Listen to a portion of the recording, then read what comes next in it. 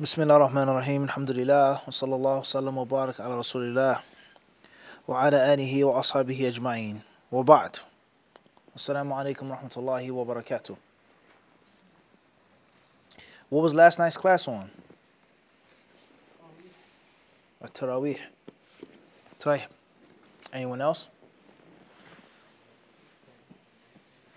Standing on the night. طيب. Anybody else online? What was last night's class about? Those who were absent, but they may have watched the video or listened to the recording, what was the dars on last night?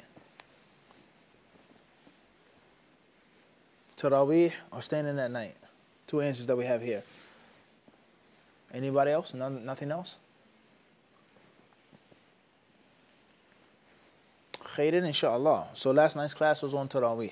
The whole class, that was the book we were explaining, Kitab Tarawih. That was the subject. Hadith 436, getting closer. Last night's class was on what? Hadith. There's a class on what? Hadith. Fiqh al-Hadith. Sharh al-Hadith. Fiqh al-Sunnah. And the book was wal-Marjan. And the chapter was the traveler's prayer and shortening the prayer. And the specific issue was the narration of fulan, of fulana, kada, kada, and which we spoke on, Tarawih, Qiyam, making nafila and together or in congregation. Understand this? You think on a higher plane, a higher scale, grand. Everybody understand this? All the Ikhwani? Everybody got the difference? I do it systematically. طيب, khairan inshallah. As I said, it's not just my job to teach you, but it's my job to what? Refine you. If you want to be something. If you just want to be average and basic, then you're really wasting your time listening to Hadith Disciple on a consistent basis. You can tune in the 5 minutes of Faidah here, listen to a Q&A session here. But if you're actually a disciple, studying and following and listening, and you don't have no aspirations to get more, to earn more, to become more, then a big part of your watching and listening and following is in vain. You understand this? It's not just my job to give you information or to just translate. You can translate yourself. Easy. Your Arabic may be better than mine. That's not difficult. But it's my job to finely tune, to nurture, to raise. Now, everyone understand this? There's a huge difference. Now, if you want a steak, you can buy a normal basic steak, right? Right? Choice, select, prime, etc. How much steak, or how much does it cost to get Kobe beef or Wagyu steak? What's the difference between the type of cow? What is the attention, the nurturing, the specific detail that is given to the what? To the cow before it's even slaughtered. Let alone when it's slaughtered, how it's prepared, how it's made, what hands are behind, the grill and the steak. All of that makes a huge difference between $20 or $15 steak and what? $400, $600, $700 steak. Now the steak expert just walked in, alhamdulillah. Brother Khalid, The difference. If you just want a basic, simple steak, you can find that. Everyone understand this? So it's not just my job just to give you information, Mukhtar, but to refine you. But the first step of refinement is what? But the sad reality is many of us, we may not have cups, Abdul Raqib, we may have what? Barrels. Unfortunately, cauldrons, full of useless, baseless water. Tainted water with leaves and algae and tadpoles and worms in it. Dead squirrels in the water. Everyone understand this? Everybody clear on this or not? So it's my job to make you empty your cup and to fill the cup up with premium, quality, and refined subtleties. Anyone can memorize this. The class was on that. Systematic, ta'sil, usul. Being a professional, walking, talking machine of ilm. Bi'idhnillah. Allahumma hal balaghd. Right? The Prophet, he said to the Sahaba, he's speaking to them, he says, oh Allah, have I not what? Given the clear message? Shaykh Khan, he said, what? Have I not what? Given a clear message. Have I not passed it on to you? طيب. So what are some of the fawaid that we spoke on last night? Abu Taymiyyah. What were some of the fawaid we talked about last night? ما اذكر لنا فائدة أو فائدتين من الفوائد المذكورة في البارحة. تفضل. عفوا لا تدري. خالد. We spoke about whether it's best to pray Tarawih in congregation. One issue, one that's a ruling, fa'idah ruling, call it either or. What's best, to make tarawih in the masjid, in congregation, or to pray it in your home individually? Or with your family in the house individually, or not outside of the masjid, etc. Mathalan. What do we have online, Nafis? What are some of the things online? Anybody have any answers online? It just says, may Allah bless all hadithdisciple and our brother Mufti understanding. Tayyib. Anything else? Any answers? What's another ruling or fa'idah that we discussed? We discussed many of them last night. Major and minor sins. Man qama Ramadana imanan wa ihtisaban. He who stands in Ramadan based off of belief and faith, based off of looking forward and hoping for the reward, Allah Azza wa Jal will forgive him of his previous sins. Major sins and minor, or just minor? We spoke about that. Tayyib. What else did we talk about? Good, Abdul Raqib.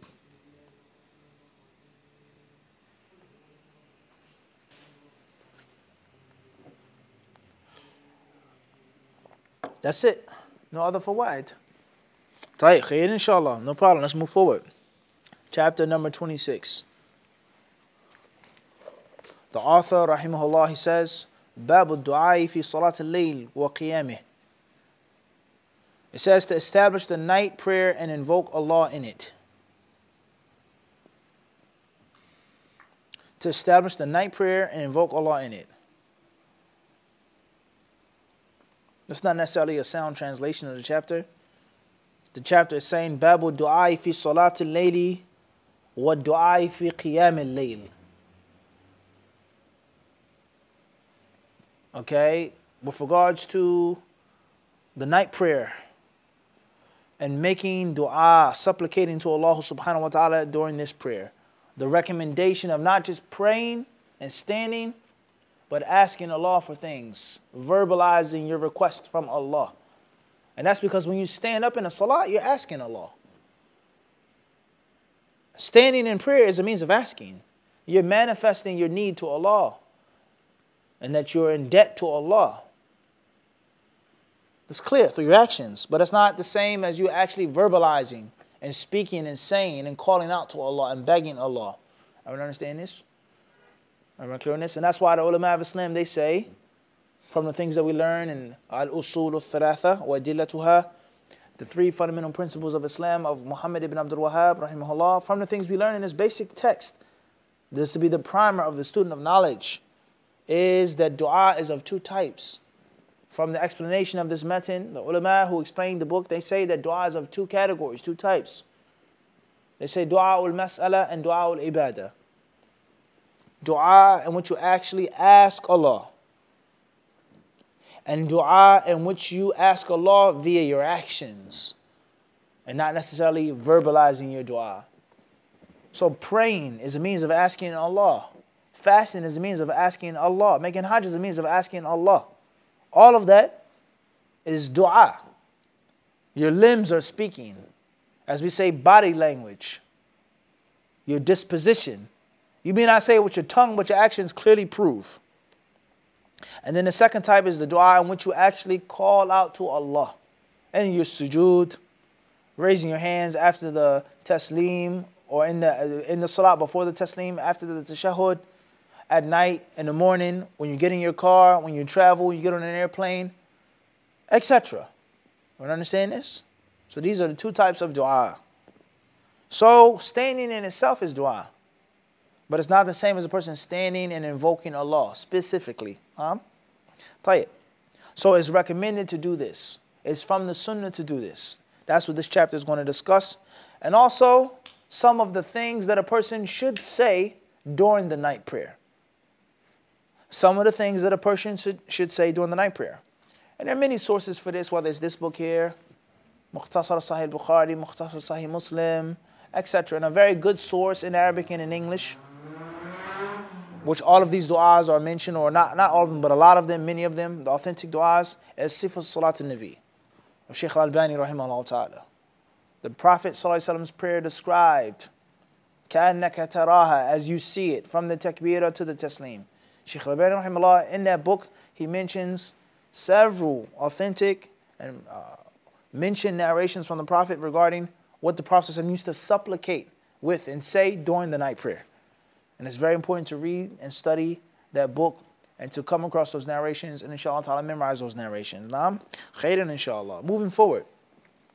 Hadith number 437.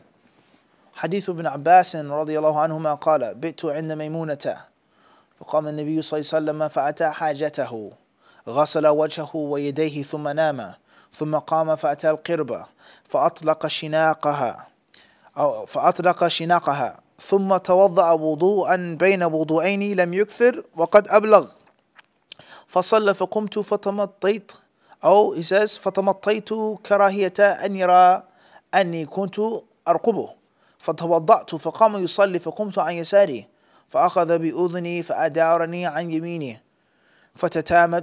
he says فتتامت صلاته 13 ركعة ثم اضطجع فنام حتى نفخ وكان إذا نام نفخ فآذنه بلال بالصلاة فصلى ولم يتوضأ وكان يقول في دعائه اللهم اجعل في قلبي نورا وفي بصري نورا وفي سمعي نورا وعن يميني نورا وعن يساري نورا وفوقي نورا وتحتي نورا وأمامي نورا واجعل لي نورا.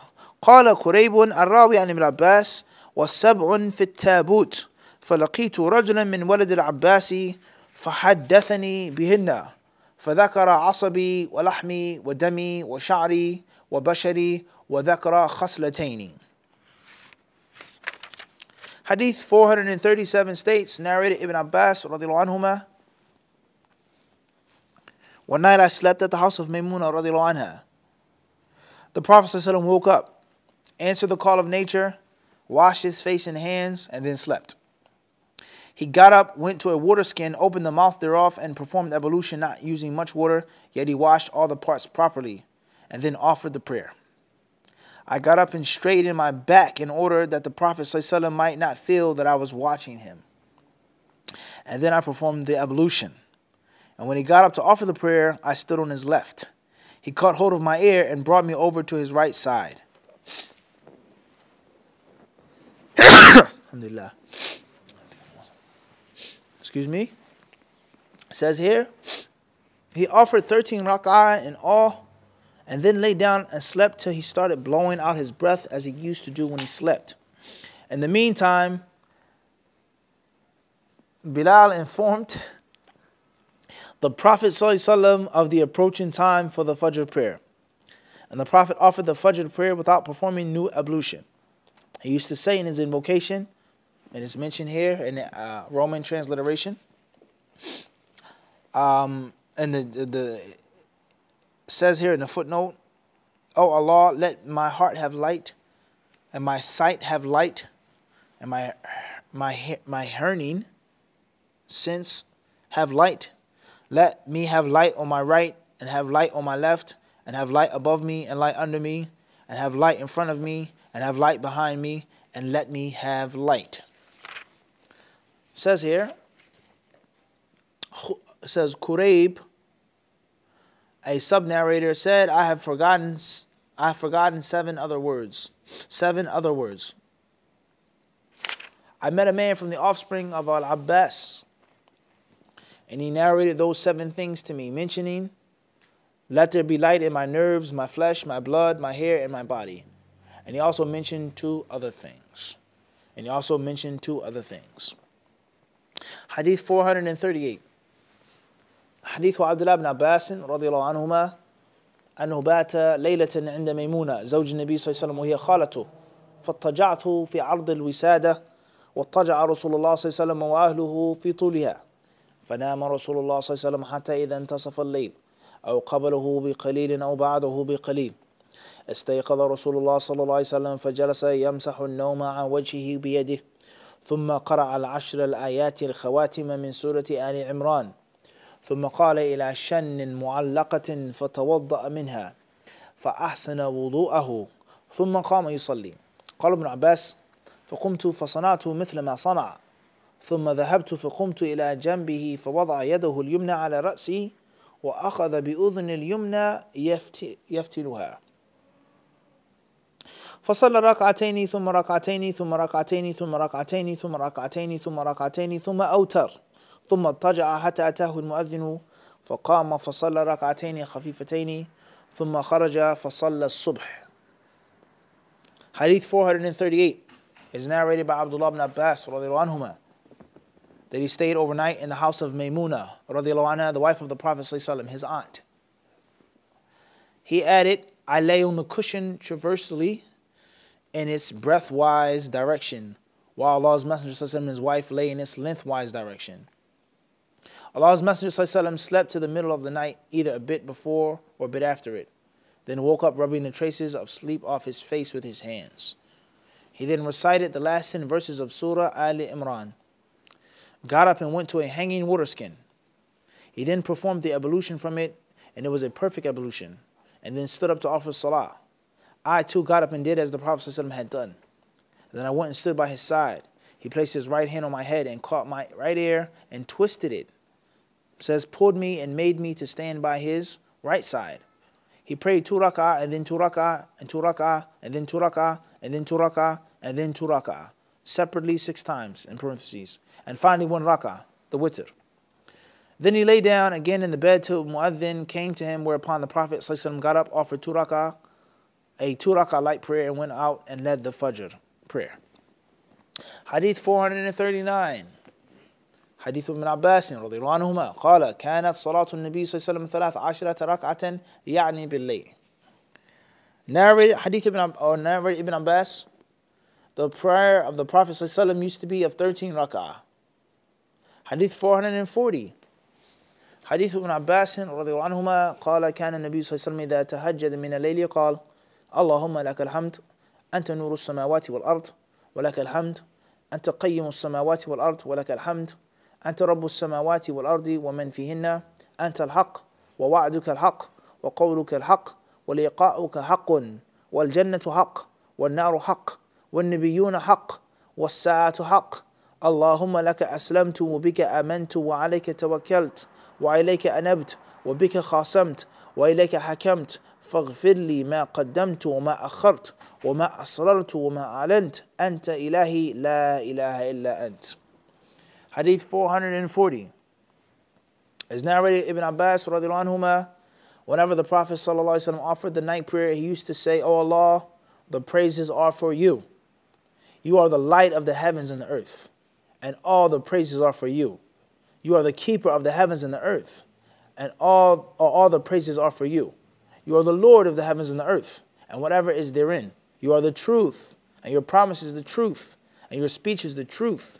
And meeting you is the truth, and paradise is the truth, and hell is the truth, and all the prophets are the truth, and the hour is the truth. O Allah, I surrender to you and believe in you, and depend upon you, and repent to you, and in your cause I fight, and with your orders I rule. So please forgive my past, present, and future sins, and those sins which I did in secret or in public. It is you whom I worship. None has the right to be worshipped but you. طيب. It's a tremendous hadith.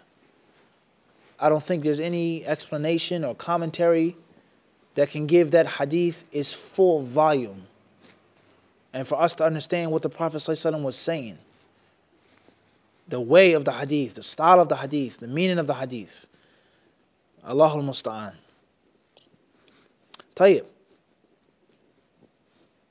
So the first hadith, hadith 437, to the end of the chapter, they all prove several basic things. The first of those is that the Prophet ﷺ once more prayed at night. Is that the Prophet ﷺ, he did what? He prayed at night. And not all of these hadiths, whereas some of these hadiths are just placed in a chapter for reasons that we have explained before, the Prophet ﷺ, he made supplication. He prayed to Allah subhanahu wa ta'ala and he invoked Allah during this night prayer. So not only is it recommended to make the night prayer, but it's also recommended to make those supplications. And to call upon Allah and ask Allah in general, let alone with these specific prophetic supplications. Tayyib. There are countless benefits in the narration of Abdullah ibn Abbas. And one of the most important of those benefits is the importance of taking on students, taking pupils and disciples, and teaching them, and being kind to them, even if they're not necessarily abiding by the rules, or they may lack some respect, they may lack refinement, they may be crude, they may be ungrateful, or they may have disrespect with them, or they may be unworthy. But if knowledge is not spread and passed on to the next generation, especially ambitious young men, if they're not given an opportunity to learn and to observe and to watch, where will knowledge be? And this was something that the Prophet ﷺ knew for sure. We've explained this many times before. The golden legacy, empowering the youth. We explained this in Ihsan Academy. We explained this in Yumin Masjid in Philadelphia. How the Prophet ﷺ dealt with the young companions. And this hadith, or these hadiths, it shows us that Ibn Abbas was given the opportunity to see the Prophet himself. Not from Abu Bakr, not with Umar or this companion who was older, but he was given a direct window to the Prophet's intimate life inside of his home. That means a lot. And it wasn't just an accident. And it wasn't just because his relation to Maymuna and obviously his relation to the Prophet. No. As if the Prophet told him, come, sleep with us and learn from me and take from me. And most importantly, spread it. Pass it on. That's how legacies are built and established and how they survive. And if the teacher refuses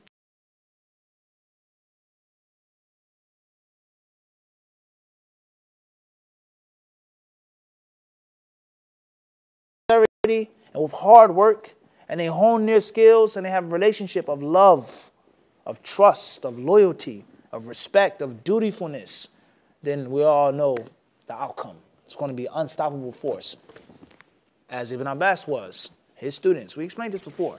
How many students of Ibn Abbas you read? You can't read a page in Ibn Kathir, except you're going to find what? Mention of at least one of his disciples. Mujahid, Ikrimah, Tahaq, this one, that one, Sa'id ibn Jubair. There's no way. In Sahih Bukhari, you're not going to read a page except you're going to find a student of Ibn Abbas, let alone Ibn Abbas himself.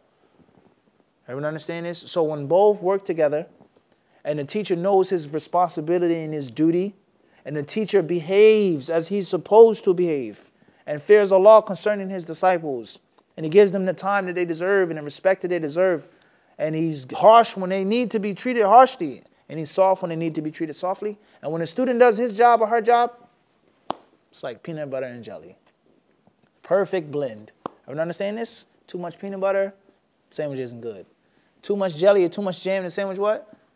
Sandwich isn't good. Bread is too soggy, what? It's not good. But when it's made right, peanut butter and jelly sandwich is what? Tremendous affair, the brother said. Huh?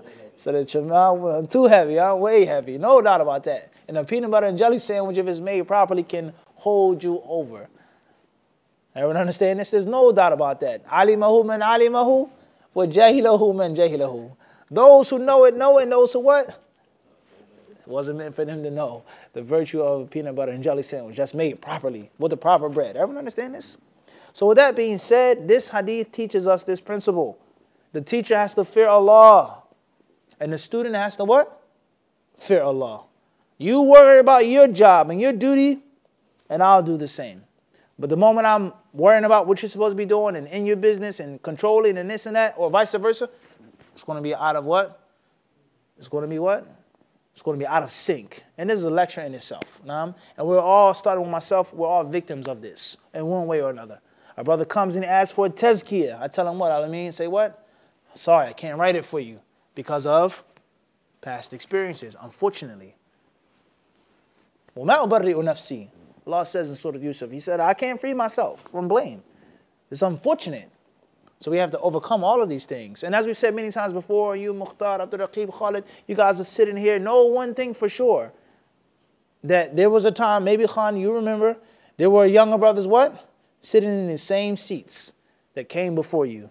Years ago. Several waves and generations. Some of those brothers may have been better than you. May have been smarter than you. May have been more dedicated or devoted or whatever the case may be. Al-Muhim is that there were what? Plenty of young brothers. Those who made it, who succeeded, those who quit, those who didn't, etc. Everyone understand it? So we all have a job and a duty to do. Everyone understand it? So we all have to work together. Teacher, student, student and what? Teacher. Tayyib. So that's a major, major benefit. Also, we take the faida of tarbiyah. Cultivating the youth. Give a little, get a little. You want respect, you want love, you want loyalty, you have to give it as well. Not just coping with the youth, but living with them. You're my younger brother, you're my son, my teenage son, you're my student, you're my friend. Come over to my house, let's eat, let's do this. Tarbiyah. Everyone understand this? And everyone is not just going to listen to you and obey you if you don't show no friendship and no love to them. So this is a very important concept for fathers and for mothers. And we've spoken about this many times as well. Relationship that you have with your children. You don't have to necessarily be a relationship in which they tell you what to do and they disrespect you. No, we're not talking about that. But your father is supposed to be your friend. Your mother is supposed to be your friend. He's supposed to be able to confide in them. Or your uncle, somebody from your family. And it should never be a thing in which, what do you want? Go, get out of here, so on and so forth. Everyone understand this? And we all know the effects of the proper Islamic tarbiyah. Our parents weren't perfect. Our family members weren't perfect. But we know the effects of the things that they did do right. Know what I mean? The things in which they what? They did do properly. And we live in that shade what? To this day. From the name that you have to your etiquettes and so on and so forth. We live in that shade to this day. So just imagine if they were better and they did more, where would we be right now? Are we understand this? So it's very important to have the proper Islamic tarbiyah. Another fact that we get from this here is that the Prophet ﷺ was a normal human being. He was a man. He was composed of blood and flesh and bones. ﷺ. He was not made from light. And that's another fact that the hadith, he clearly says, oh Allah, give me what? Light. So the Prophet himself wasn't what? Created from light. Everyone understand this? The wording of the hadith is crystal clear. Those who say the Prophet was made from light. The hadith says, place what? Light here. Light what? There. Give me light everywhere. Allahumma ja'alni nuran. Oh Allah, give me light. After he mentioned all of those specific parts and directions in which Allah will give him light, he says, oh Allah, give me what? Light. So how can you now say that the Prophet was made from what? Light.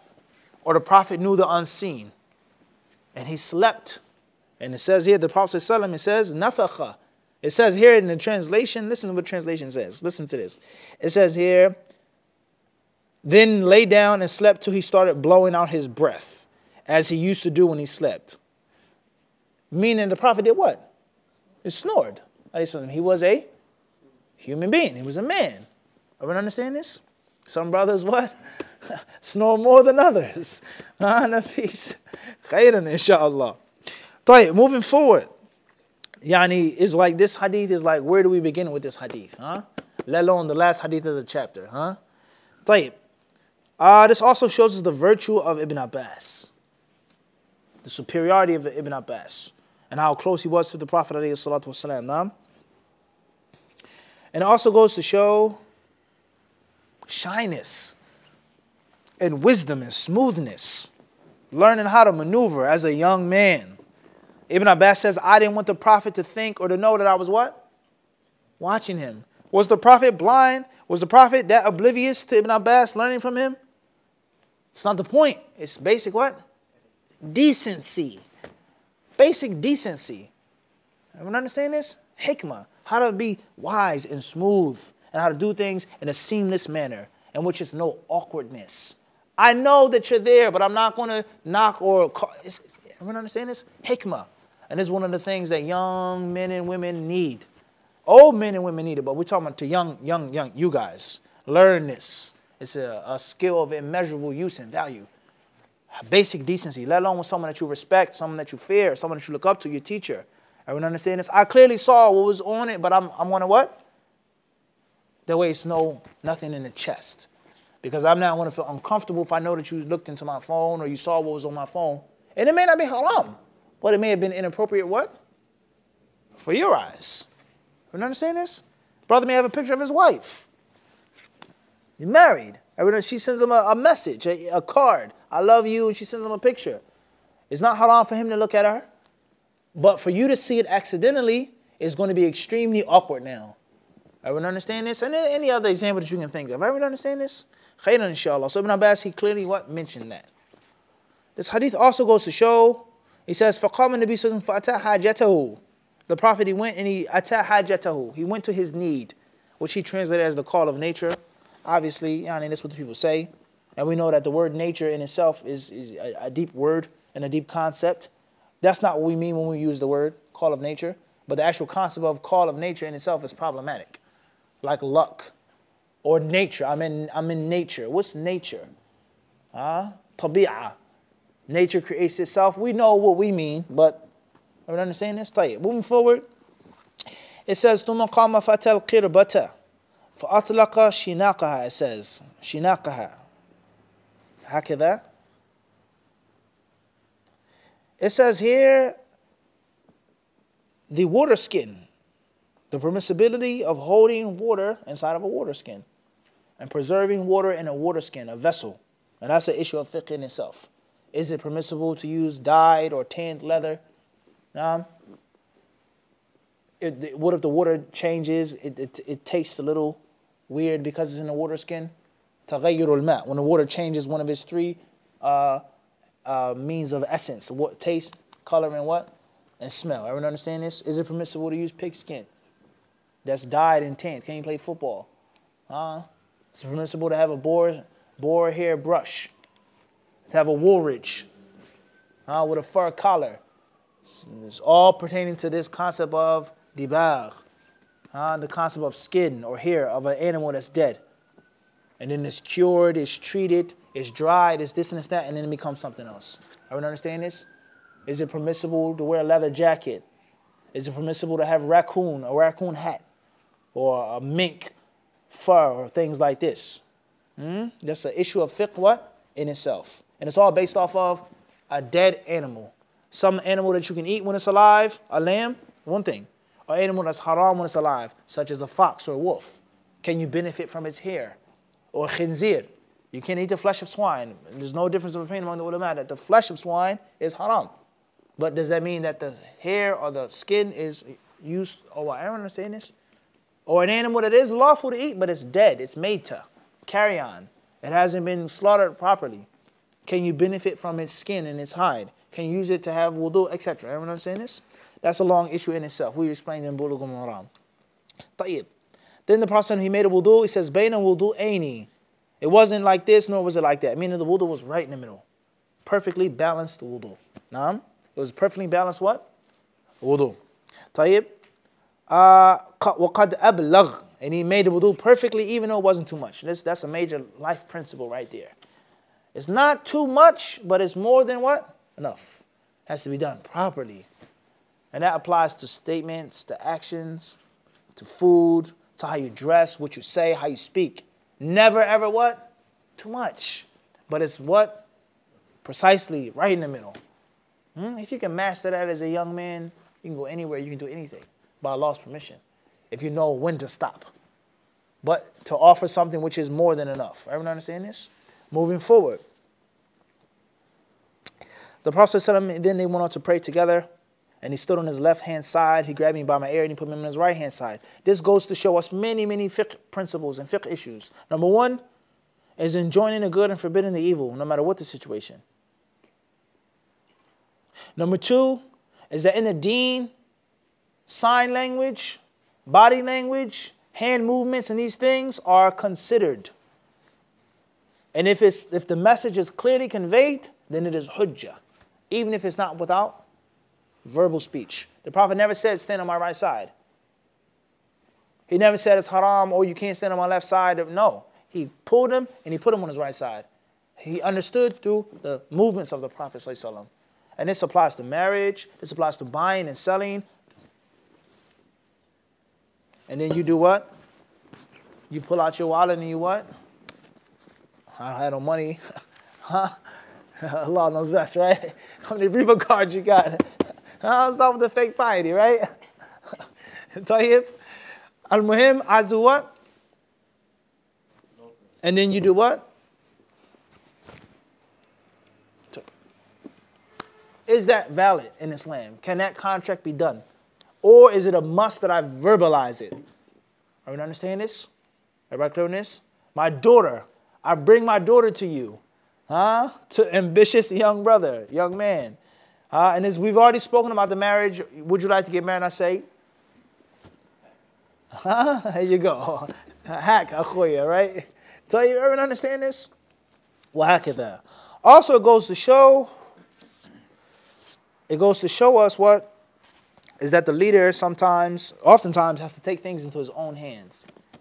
Do it yourself. Change it yourself if you can. He grabbed Ibn Abbas and put him on his right side himself. He didn't wait for him to come over, etc. And this goes to show us that the sunnah is that he who's following the imam, it's only two people, should be on the right-hand side of the imam.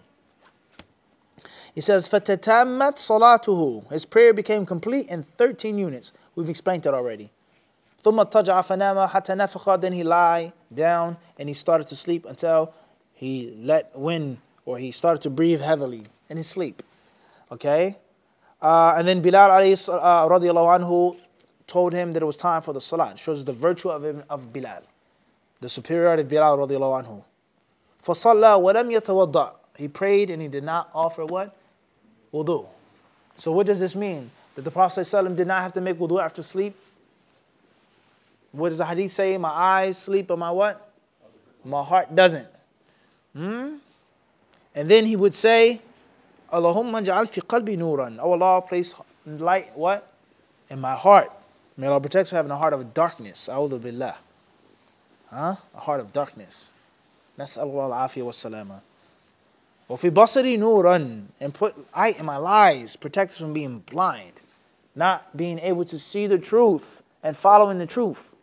And not allowing us to see the batil as it is. Batil, false.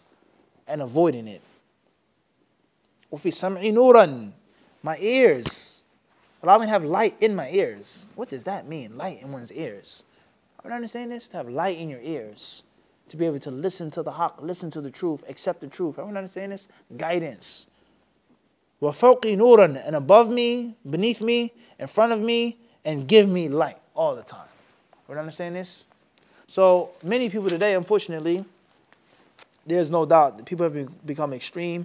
And they become hypoallergic, extremely allergic to anything. Anybody says, give me nur, may Allah give you nur. It's a Sufi. It's a Sufi. This is the Sawaf. It's a Sufi masjid. It's a Sufi imam. You may give a 30-minute khutbah and mention this one in your khutbah without saying the hadith and say what? Sufi, khalas. We told you he was a Sufi all of these years, even though we didn't have the proof. To prove that while we were warning from him and boycotting him, but now it's what? It's clear now. Ibn Qayyim said this. Ibn Taymiyyah said that. Take out Ibn Qayyim's name, put a piece of tape on the book, start reading it. Light, divine light, light, light. They said, this is a Sufi book. Everyone understand this? So we have to be mindful of this. And when something is a way of the way of the Sufis or the Sufi people or something, does it mean that everything that the Sufis do is wrong and batil? Does that mean that? I don't understand this. So we have to be very careful in what we say. Tayyib. Hadith 438 talks about the Prophet ﷺ's prayer and how he recited the ending ayat of Surah Ali Imran. Why did the Prophet ﷺ choose to recite those ayat? What's the wisdom of the last part of Surah Ali Imran? What does Allah talk about? Very, very, very, the whole Quran is serious. But the last part of Surah Ali Imran, if you sit down and investigate it, what the believers say, the dua that they make to Allah, and the promise that Allah gives the believers. And Allah talks about the creations of the heavens and the earth, and the fire, and the grave, and the hellfire. It's very serious. Everyone understand this? It's very serious if you sit down and reflect on the end of Surah Ali Imran. Hadith 439 talks about how many rak'at he made. We explained that. Hadith 440, it's tremendous hadith. Allahumma musta'an. May Allah help us all. Allahumma lakal hamdu. All praises to you, O Allah. Anta nuru samawati wal. You are the light of the heavens and earth. Allahu Akbar. What is the interpretation of that? What does that mean? Allahu nuru samawati wal ard. In Surah Nur, in the Quran, Al-Kareem. And as a reminder, we mentioned, I think it was in the Green Lane Masjid. We spoke about Surah Ash-Shu'ara. I think we said it's the 27th chapter of the Quran. And somebody commented on the video making a correction. That's a mistake.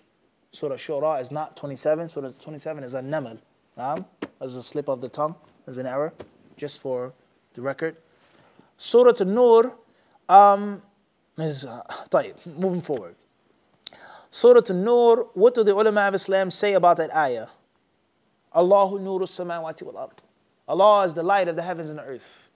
We don't have time to explain that right now. وَمَنْ فِيهِنَّ, and all that is between the two and in the two. Allah is the truth. Anta al-haq. Is this one of the names of Allah? Al-haq. Or is it a description of Allah subhanahu wa ta'ala? Al-Malik al-Haq, the true king. Or the two separate names, Al-Malik and Al-Haq. Understand the difference? And when we say Al-Asma wa Sifat, and we affirm to Allah the names that He affirmed to Himself, and we describe Allah how He has described Himself, and we affirm to Allah what His Messenger has affirmed to Him, and we describe Allah how His Messenger ﷺ has described Him, that's the default. But it doesn't mean that every verse in the Quran or every hadith specifically means that this is a name of Allah. There are many of the names of Allah in which the ulama of Islam, they differ. Is it a name of Allah or is it a description of Allah? Is it something specific and is not actually yajuzu tasammi bihi, in which a person can say Abdul such and such. Abdul, everyone understand this? Such as Al-Hadi. Is that Allah's name? Al-Hadi. Allah clearly mentions that Allah Hadi al-ladhina. He guides those. He guides those who believe. He guides people. But does it mean that Allah's name is Al-Hadi? Everyone understand this? Or that's in the Quran. They may differ over hadith. Is the hadith authentic? Is Allah's name Al-Muhsin? Can you call yourself Abdul Muhsin? Or As-Sabur? Abdul Sabur. Everyone understand this? Or Ar-Rashid? Can a person's name be Abdul Rashid? Everyone understand this? And there are many other names. Al-Hanan, is that Allah's name? Allah talks about that in Surah Maryam. It talks about Hanan, compassion. Can a person call himself Abdul Hanan? Everyone understand this? Everyone got this or not? So the point that we're trying to get to is that there are principles for affirming Allah's names and attributes. There are principles. And there are scientific principles. And it's not always as simple as it's mentioned, and that means it's the name of Allah. Al-Aziz, Al-Hakim, that's clear, crystal clear. Al-Alim, crystal clear. Everyone understand this? And Allah may have a name, but does it mean that the name is mentioned or can be mentioned and taken on separately, such as Al-Basit? Can a person have the name Abdul Basit? Is Allah's name Al-Basit? Or is Allah Azza wa Jal Al-Qabid Al-Basit? Together. Allah is Al-Qabid Al-Basit. Everyone understand this? Al-Rafi'. Can a person's name be Abdul Rafi'? Is Allah's name Al-Rafi'? He who raises and elevates. Or is Allah's name Al-Rafi' Al-Khafid? He who raises and he who what? Lowers. Everyone understand this? There are principles. There are scientific principles to affirming Allah's name. I understand this? Let alone taking on the name Abdul Ilah, Abdul Muhsin, etc. Everyone understand this? It is very important speech that you're not going to find mentioned like this, simplified in one place in English. Or even in Arabic. They're qawa'id, they're usul. And just because it's mentioned in the Hadith of the Quran doesn't mean that that's absolutely Allah's name. Everyone understand this? We have sifat, we have ikhbar anillah, we have wasf, and there are certain names which go what? Together. And they're not meant to be what? Separated. Can someone name himself Abdul Awwal? Abdul Akhir? Is Allah Al-Awwal? Allah clearly mentions that in the Quran. Huwa Al-Awwalu? But is it mentioned together? Allah is Al-Awwalu, Al-Akhir. Al-Awwalu wal-Akhir. Everyone understands? Al-Zahiru wal-Batin. Everyone understand this? And it's not like other names that have been mentioned in all different styles. With the alif and the lam, wa kana Allahu azizan hakima, and Allah kana, everyone understand this? It's a difference now. That's all the time we have right now. I know you guys look at me like this is interesting, or it's maybe the first time you may be hearing this, but we don't have time. Our dars is not on Aqidah right now. What's important is it goes to show how Aqidah is learned and extracted, what? From the organic source. Moving forward. Khayran inshaAllah. It says here, وَقَوْلُكَ الْحَقِّ.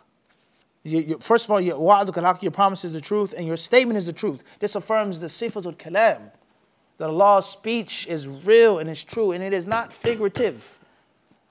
Like the people of ignorance ascribe to Allah subhanahu wa ta'ala. Those who say that the Quran is created, وَلِيَذُ بِاللَّهِ. Or those who say that the Quran hikayatun an kalamillah. It is a message and an indicator of the real true speech of Allah. Everyone understand this? People today who call themselves Ash'ari or Maturidi, and they say we're Ahlus Sunnah wal Jama'ah, or Habashi, we're Ahlus Sunnah wal Jama'ah. You're not Ahlus Sunnah wal Jama'ah saying that. You haven't read history. You haven't read the history of this Imam and the life of Abu Hasan Ash'ari, rahimahullah, may Allah have mercy upon him. He was a Mu'tazili for 40 years of his life, they say. And after that, he met another scholar, another person, Ibn Kullab, Abdullah ibn Sa'id ibn Kullab, and he learned with him. And that man, he brought up a statement that no one ever made. He didn't say the Quran was created or it wasn't created. He made more confusion. He said that the Quran hikayah. It is an indicator and is a story, a message from the real true speech of Allah, which is kalamun nafs, the internal speech of Allah that no one can hear. Allah's speech is not a voice nor letters. It is within Allah, only Allah. And the Quran is what?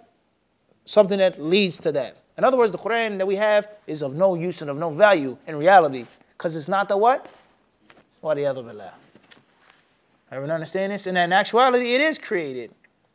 And Abu Hasan al-Ash'ari, rahimahullah, when he met him, and then he left him.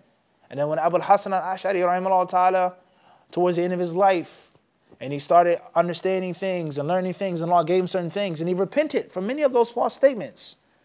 However, this is the critical thing right now. Abu Hasan al-Ash'ari, rahimahullah ta'ala, there's no disrespect to him, this is the truth. He died with the general aqidah of Ahlus Sunnah wal Jama'ah. His intention in general, kalam, mu'tazila, that stuff is all about it. But he did not get the specific details of the madhab. He did not die with learning the specific details of the madhab of Ahlus Sunnah wal Jama'ah concerning Allah's sifat and the kalam and the qadr and the kasb and so on and so forth. And that's one of the critical points where the mistake comes from. And it's one of the reasons why people say that Ash'aris are the balanced Ahlus Sunnah. They're not the Mu'tazila, those who say Allah has no attributes because all the attributes are similar. Allah can't be like a human being. And they're not like the Hashawiyah, the pillow stuffing. Those who say that Allah is above the throne, Allah has a hand, Allah has a face, Allah loves, Allah hates, they say Hashawiyah. You just affirm anything to Allah, it has no meaning, it has no interpretation. You're Mumathil, Mujassid, etc. It's in the middle. There is a meaning to it. Allah has 7 attributes, more than 7 attributes, and the rest of them are totally figurative. They have no tangible, real meaning. And the only thing we affirm to Allah, sifatul ma'ani, are the metaphysical attributes. Everyone understand this? Abu Hasan al-Ash'ari, rahimahullah ta'ala, he turned towards the sunnah, towards his death. But he did not have the detailed what? Points on the real aqeedah of Ahlul Hadith. And this is where the confusion comes. Everyone understand this? And there are many things that he did retract. And many things that he did affirm from the way of Ahlul Sunnah that Ash'aris today would never, ever affirm. And it's like any other person of any other claim to madhab. They're not even following the Imam properly. They're not truly following their what? What he said. With the mistakes that were made. And the things that were unclear even until the time of death. Everyone understand this? So Allah Azza wa Jalla, His code, His statement is the truth. His kalam is the truth. And it is real and it is not figurative. And Allah has spoken. Allah speaks and Allah will speak. And if you don't believe that, and if you say that the angels are speaking, or Allah creates a voice, or Allah can't speak because if He spoke, it means He would have to be like a human being and this and this. And you, as if you haven't read the Quran. From the beginning to the end, Allah talks about, He called out. Allah will say, Allah says, Allah tells, Allah. The Quran is full of that. From Adam alayhi salam up until Yawm al-Qiyamah. Quran is full of. Allah called out to Adam. We called out to Musa. We called out to Adam and Hawa. وَقُلْنَا, we said, أَنِ ائْتِ الْقَوْمَ الظَّالِمِينَ اذهب إلى فرعون إنه, etc. The Quran is full of the speech of Allah subhanahu wa ta'ala, let alone the hadith of the Messenger of Allah alayhi salatu wasalam. So that's a very, very, very long discussion with regards to the Ash'ari Aqidah and its falseness, and it is not the correct Aqidah. And those who say that that's the way of Ahlul Sunnah al Hadith, they're either mistaken, blindly following someone who's mistaken, or they're lying.